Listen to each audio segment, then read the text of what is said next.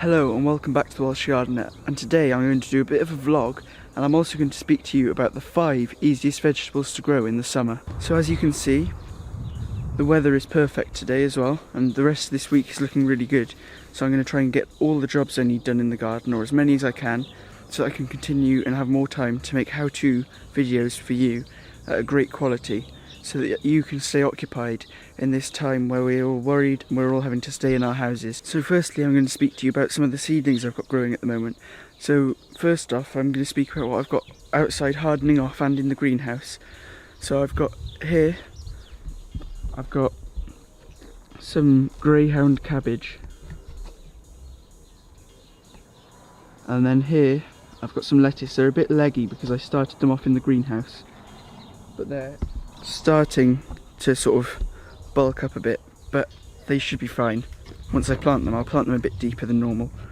And then in the greenhouse I've got some potatoes, some Charlotte potatoes in some buckets, and I've also got some more lettuce seedlings that I haven't pricked out yet, and also some beetroot and broad beans. So as you can see, there's some lettuce that I hadn't pricked out, and then some beetroot and broad beans. So that's what I've got growing at the moment. And I've also, in my windowsill inside, I have some, sorry, let me just get the latch of the greenhouse done. So I've also got some tomatoes, peppers and cucumbers. The cucumbers haven't quite germinated, but I've got plenty of tomatoes and bell peppers growing in there.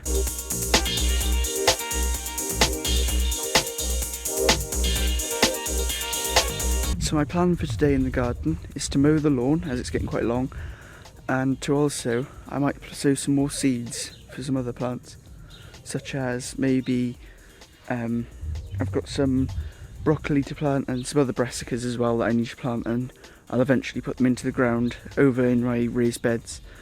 And today I'm making some, and this week really, I'm making some hay, because when you make it on a small scale, you don't have to have too long, because you can simply bring it in a shed when it's going to rain overnight and then wait until the weather's better.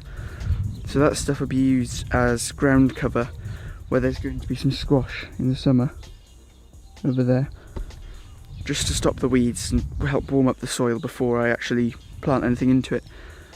So firstly, I'm going to mow the lawn, and before I do that I'm going to have to rake up the hay.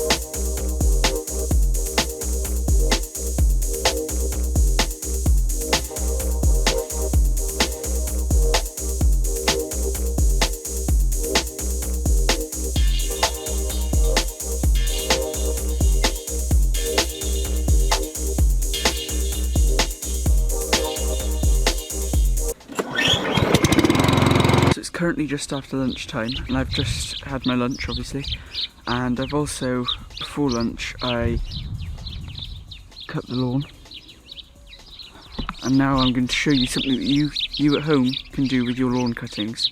So I've put them in a wheelbarrow here, and I'm going to use them to stop the weeds and stop the soil drying out like it is already.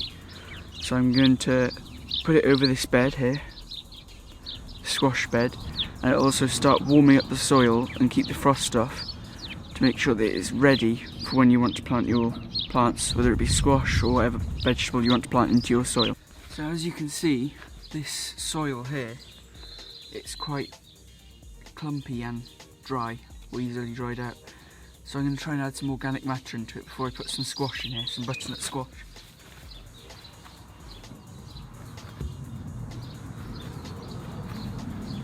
So I'm just going to chuck on the cuttings.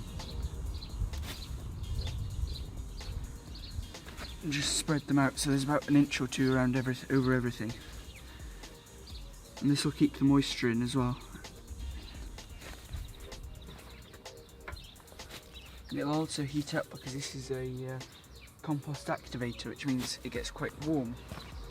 Whenever you put it in your compost bin, this grass clippings, they get really warm. So this should really warm and insulate the soil. You can even put a bit more on if you want. There, that should be about enough.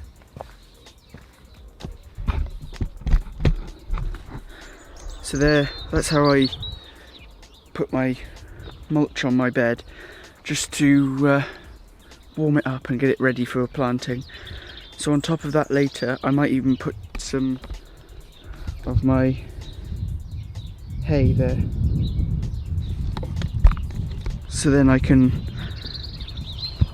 well, that will also insulate, but it will add a bit more brown content to it so that it's not all slimy when the grass breaks down. It turns into more of a compost. So that's what I'm going to do there. And now I'm going to talk to you about the 5 different vegetables that I think are really easy to grow and anyone can grow at home no matter how much space you have.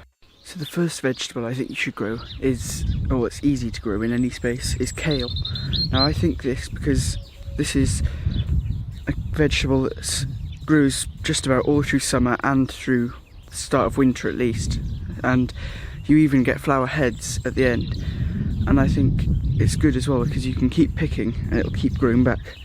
So there's really no need to keep planting it successionally. You plant as many as you want at the start of the season and then you'll have them all through the summer. So the second one that I think you should grow is some sort of herbs. So here in a new trough, I think I've got parsley, lavender, rosemary, thyme, and another rosemary sprig that's rooted, and alfie. But as Hugh was saying in his latest video, if you're ever going to be low on food, you want some sort of nice flavour, and that can be given by herbs or also any member of the allium family, but I'd say herbs because they take up very little space and have very, very little maintenance, if not any, because you don't even have, all you have to do is weed them. You don't really need to do much more with most herbs.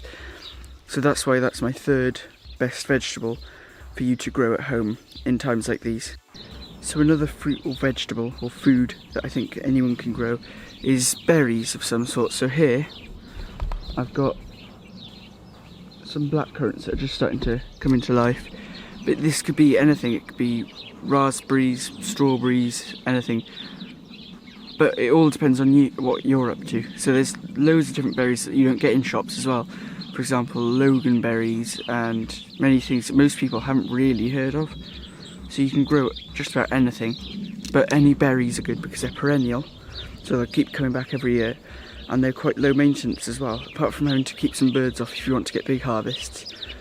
But in general they're really good, and they add some nice taste, especially if you want to be self-sufficient in times like these at the moment. They're really good food to have. So the fourth vegetable I think anyone can grow in times like these where we all need a bit more food, rather than to take the strain off the supermarkets and small shops, is salad. Because salad, I'm not saying it's specific, but salad in general doesn't take much space up at all, and it also it's just something that most people can eat. It's not really too difficult to grow. Most salad plants are really easy, such as lettuce or radish. Radish can even be grown in 4 weeks. So that's one of the reasons why I think it is quite easy, is because it takes very little time at all to grow, which is one of the good sides of growing salad. So the last out of my top 5 vegetables to grow is going to be potatoes, as they've got quite a lot of, they're quite a bit of bulk to eat, so if you're low on food they're really good to have.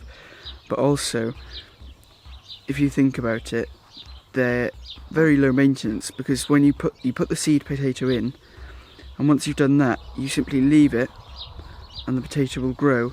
There are some well, the main disease is blight, obviously. If you've been gardening for a while, I'm sure you've had experience with blight. It's quite, well, you can't get rid of it without using chemicals, really. What you do is you wait for it to take at least 25% of the plant and you cut it back. But you should still get some potatoes, whether they're small or big, but you'll still get potatoes out of it. And I just like growing potatoes myself because you can buy seed potatoes really cheap at most garden centres and plant them in buckets, in the ground. You can grow them just about anywhere and you'll still get quite a big outcome out of it as long as you've got good soil. Now potatoes like quite a bit of organic matter, so if you're growing them for the first time, I recommend, if you're growing them in a trench outside, I recommend that you have a layer of grass clippings, like these ones that I've got here, a layer of grass clippings, or you could also have manure or a layer of compost, homemade compost, shop bought, whatever, but that it'll still help them.